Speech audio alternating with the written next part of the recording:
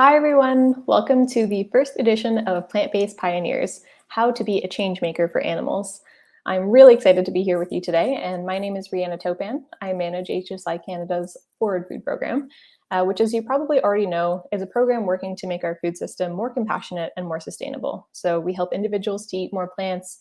We work directly with the food service industry, including institutions like universities and healthcare facilities, restaurants, and anywhere else serving large volumes of food to shift their menus to be more plant-focused. And we're supporting businesses that are making better food options available to consumers across Canada. Now, as part of our program, we want to share stories about people who are helping animals through their own work, like our guest today, Emma Smith, who founded vegan chocolate company Zimt in 2011. Emma has been vegan for over 15 years for the animals, as well as for human and environmental rights. Now, Zimt aims to create exquisite products that introduce or further cement the concept of vegan food being delicious, and also spur critical thought about how our supply chain functions from an ethical perspective. Now, Emma's very admirable personal goal with Zimt is to generate revenue to support organizations helping those most vulnerable, which includes non-human animals as well as vulnerable humans. So with that, Emma, I want to thank you so much for being here today and welcome you to our episode. The life of an entrepreneur, as we know, is very, very busy. So we really appreciate you taking the time to chat with us today. Thanks, Rihanna. I appreciate it as well. It's good to be here. Wonderful. Well, we may as well dive right in. So I want to start by asking if you could tell us a bit about yourself and how and why you became an entrepreneur to launch Zimt. Yeah, I mean, I could go really long-winded with that one, but I'll try to keep it succinct. So a bit about myself. That was a good little run over you did at the beginning there. In this very moment, a bit about myself is I haven't had enough coffee, but we'll get there. Fine. Other than that, I mean, present day, a lot of my life is occupied by running Zimt. Oh, sorry, my cat just came in. It's very appropriate for this audience, so don't worry. Can you come in now? Yeah, hi. Thank you. You want to say hi? Let me just close the door. Yeah, let's meet your cat. It's part of your intro. No, it's okay. It's okay. Oh, now it's bad because the door is totally closed. Okay, baby. See? There we go. Yeah, it's all good. Oh, man. I really want to. Okay, maybe in a minute. Whenever. Like to be. Yeah, so she also occupies quite a bit of my time at this point. It's like before going to work in the mornings, it's Freddie, which is great. Like I've wanted a cat. Like my childhood cat passed away. It was a while ago now. I remember which kitchen I was working out of. I don't remember. I guess I vaguely remember like how old I was, but yeah, I've wanted a cat for like 8 years at least, and it finally happened last September. We adopted Freddie. Congrats. She's everything. I think I mean, we'll talk about that later. But yeah, so Freddie occupies a decent amount of my time. She's had some health concerns, so it's been a lot with that. What else occupies my time? I mean, Sundays are my day off usually. It's just like normal stuff, hopefully catching up with family and friends a little bit, lots of laundry, crap, all that sort of stuff. But yeah, I would definitely say like Zimt is requires a lot. So that's where I'm at in terms of like my time. In terms of like myself, I really have been reflecting a lot on how I can be a more effective advocate for animals, as well as more vulnerable populations. And I will say it's kind of a double-edged sword because, you know, that is the purpose of Zimt, is to like help to create a more stable base in any way for these groups. But at the same time, like I'm in it so much. I'm like, okay, is this the most effective use of my time? Like, is this, and saying the most effective use of my time, that includes, is this the best way I can be serving these individuals and these communities? And, you know, a lot of times it really doesn't feel like it at all. And I try to keep my sights set on the bigger goal, which is what I'm all about, which you mentioned. And yeah, go from there. But that's basically it for me. I'm very, yeah, supply chain ethics are fascinating to me. I do have interests outside of that. Like I recently, I guess within the past couple of years, more so, kind of grew an interest in like microbiology and all those many facets.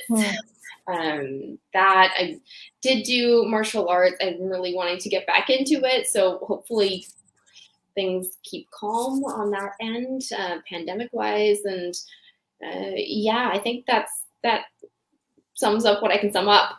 Yeah, well, that sounds like you have a lot of interests and obviously work very hard. And I think a lot of people can relate to that question of, how can I best be using my time and my talents as an individual to help animals or vulnerable communities to do social good in the world, right? Especially for our audience and for our organization when it comes down to animal welfare. So I think that's a common question. And, I'm sure there are days when we question if what we're doing is having enough of an impact, but I hope there are days in your business where you feel like you really are making a difference, and that makes it all worthwhile. And that's a good segue into our next question for you, which is I'd like to know a bit more about the company. So Zimt as a vegan company, we've talked about in the intro a little bit about how your mandate includes philanthropy and animal welfare. So it'd be really good to know about your philosophy as well as your journey to veganism. Yeah. So I guess my philosophy is pretty simple. It's any sentient being, they deserve like at least a base level of respect, attention, having their needs met, which is much easier said than done sometimes, given how we've set up so much of our world in terms of how it functions. For myself, how I came to veganism, it was a long time ago. So it was maybe a little bit different from how I hear of most people coming to veganism now, which is usually, they watched Earthlings or they watched a documentary or like something, or, Beyonce did her however many day vegan challenge, and then it just kind of gets on the radar. For me, it was different. I was actually a teenager in hospital, and I had been, I think, God, I had been vegetarian for a while as a kid, pescatarian actually. It was before the internet was really out there. And so I was kind of working with the information I got from my mom, just, yeah, of course, being a 11-year-old trying to do her best. Anyways, that kind of progressed, and some really unfortunate factors in life found me in hospital. And while I was there, there was another patient who was vegan, and we're still friends to this day. Who's great. And I think like I allowed that part of me, which I think really all of us have, where, you do have that compassion. It just needs to be kind of unlocked. And I think what did it for me was just talking with this person and learning more about veganism and learning more about animal agriculture, to be honest, because of course, like, we're all still fed these images of, happy chickens and cows, which is like absolutely mind boggling. But yeah, just learning more about that. And I think I was at a bit of a breaking point in life, and I was still very young, where it's just like, you know what, I don't want to contribute to that. And to be fully transparent, it was for an eating disorder.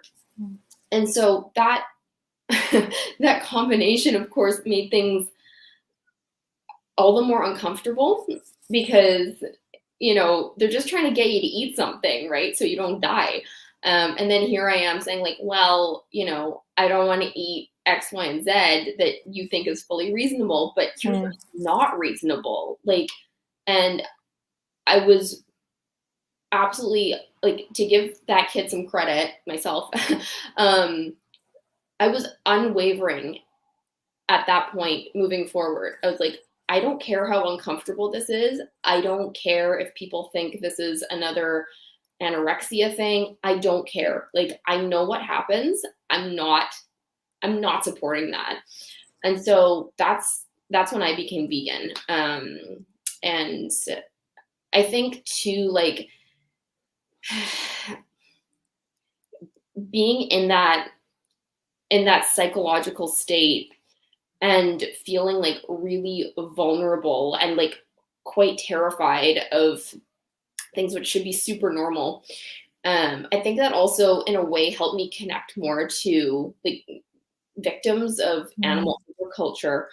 And like I kind of felt like, okay, like we're in this together, guys. Like I'm gonna do everything I can to support and at least not further harm you. And I'm gonna do whatever I can, even if it's really uncomfortable. So that's how I came to veganism. Mm. And yeah, I've just been in it ever since, like very happily, sometimes unhealthy, sometimes healthy. Um, it's it yeah, it really it's such a testimony to how like you can have it in so many ways. Like there's no one way to be vegan. You just have to find a way within veganism that works for you, because ultimately it's what works for you and for everybody. But give yourself that time and attention, and uh, it's not an overnight thing, I don't think, for a lot of people. So Mm. anyways, I hope that answered your question. It did. Well, thank you for sharing that story. And I'm sorry to hear that your journey included some personal hardships for you, but it's your passion and your dedication is so evident and very admirable, especially that you started at such a young age to be thinking about, your food choices. That's really, really impressive. And it makes total sense that you took the journey that you did in terms of meeting a vegan and learning from them and then incorporating that into your lifestyle. Um, Now, I would love to know more about your chocolate as well. So Right. I've Yeah. heard you say before that in another interview that traditional chocolate doesn't actually have dairy in it, which I think surprises some people. So can you tell us a bit more about your chocolate and how it's made and what makes it so good, both from a taste perspective and also an ethical perspective? Yeah. So you don't like you really don't need any, like, we know this, we don't need any animal products or byproducts to make anything. I think I mean, can you have, you know what, technology is going to make angel food cake vegan. I know it. I love that stuff, so I'm really excited for when that happens. Until then, I can hold off, I'll be okay. But for our chocolate, you know honestly, Rana, it's not always perfect. Last year, I was reflecting on this morning. We had a really, like, personally and business wise, it was a brutal year, especially the summer was very, very tough. And I'm not proud of the stuff we put out. It was more survival mode at that point. But I'm I'm really happy with what we've got now. I'm really, really happy. And a lot of it has to do with like the quality of ingredients, for sure. That's a big one. Um, so I really like our inputs, and how we can work with them, using the machines we've got. So you want to get like a good taste, a good mouth feel. The end product should be well tempered, which is a whole process in heating and cooling and mixing chocolate. And like ultimately, people love fat, salt, and sugar, right? So we've got a Mhm. lot of that covered. Yeah. And it's just proportions, and we do that. And honestly, anybody could do this. Anybody, well, if they really, really wanted to, they could do this. I think most people realize they don't want to, after a couple of hours in the kitchen, which I understand. But anybody could put out the stuff we're putting out. In fact, like, I've developed almost all of our recipes. I'm very fortunate to be working with a chocolatier now who is recently on board and has developed some really fun items.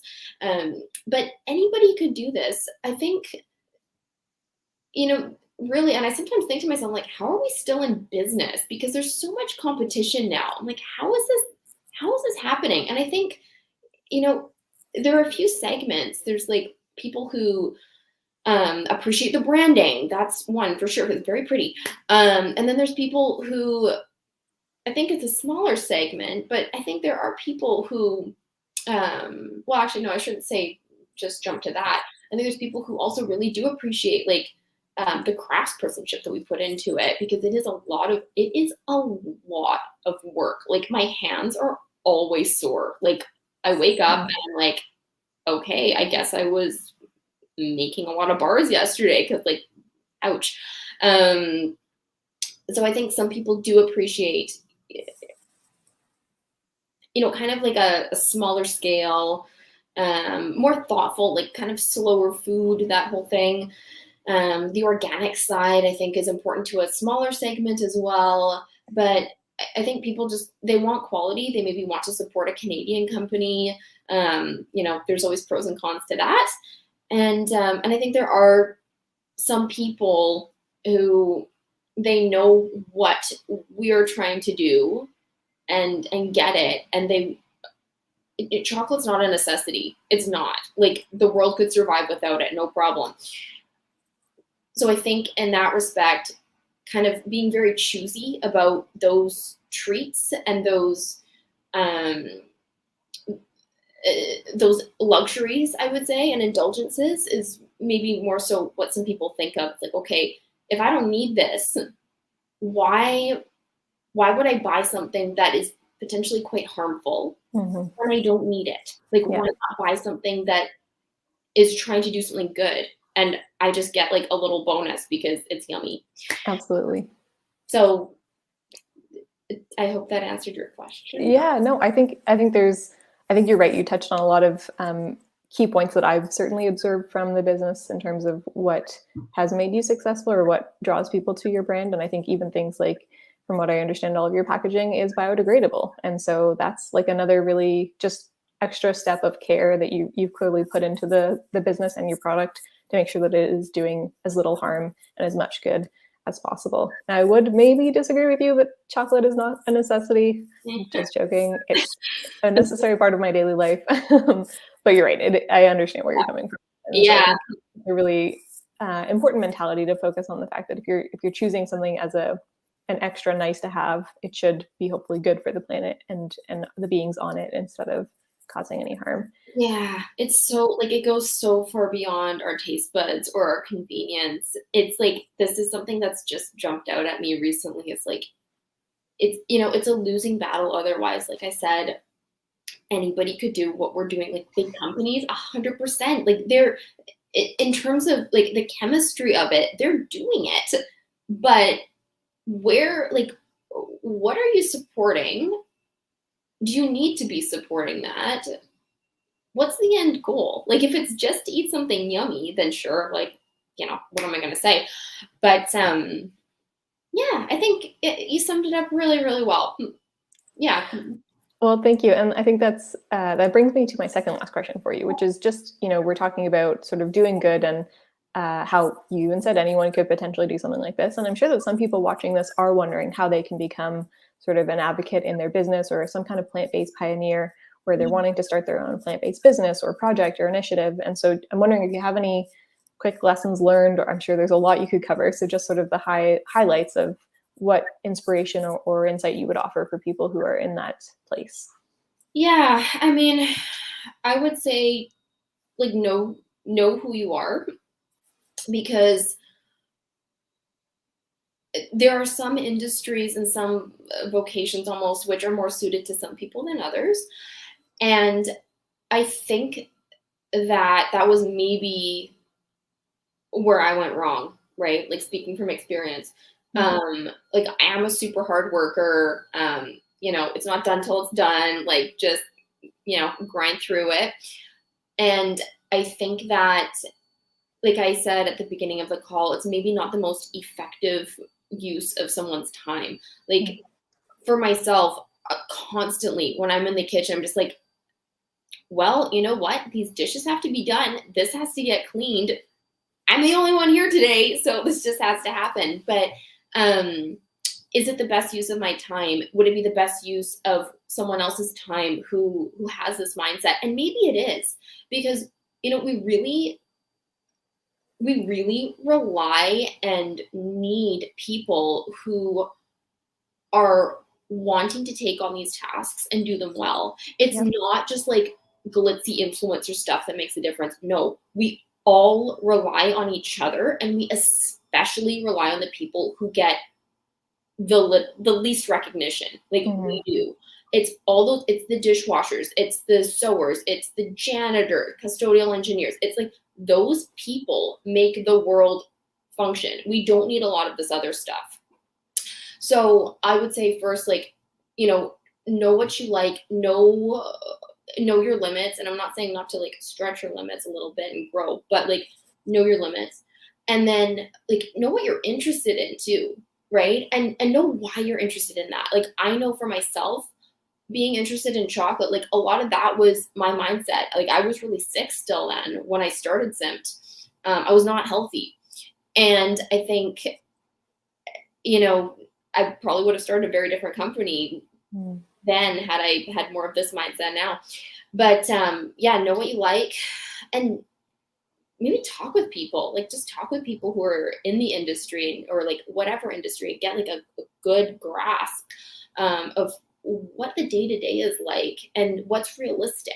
And you can always like get your big break or whatever and be very influential or make a big change or whatever, but again, like I'll go back to this, like you're so important just to keep things going. Like people do not get enough credit for the little tasks. They're so important. Like the world would fall apart. So that I think is some advice I would give to people. Yeah, no, that's really good advice. I think you made a really good point that there's so many ways you can make a difference in this world, and so many ways you can help animals, and so many opportunities even within the plant-based food space, whether you're producing food or advocating for plant-based eating or sharing plant-based food with people in your life who maybe haven't adopted a plant-based or plant-forward diet. There's so many things you can do. So identifying what you're passionate about and what you're good at makes a big difference. And you're absolutely right that we need things like businesses that are offering really good ethical options that the marketplace can go to, right? So that we have these available to consumers, because even though chocolate is not a necessity per se, it's something that people are going to buy. And so it's really important that we have good options out there. So thank you for the work that you're doing. And on that note, I want to ask you my last question, which is where can people find your chocolates? And is there anything else that you want us to know? Yeah, those are good questions. So we're across Canada, which is great. We're in a lot of like natural health food stores, a lot of smaller stores, but out west here, we're in some larger chains, I would say. I would always call ahead if you're really hell bent on getting our stuff, and make sure they've got the flavors and whatever you want. Good. Yes, I will also say we're really, I think we made like a pretty big stride this past year, or I guess it would be past few months when it went on shelves. We started to work with Indigo Books. So they have us in 88 of their locations, which is great, really good exposure. And they're also very like, I have to send them all the packaging mock-ups first. And this season, actually, they've got our Easter bunnies.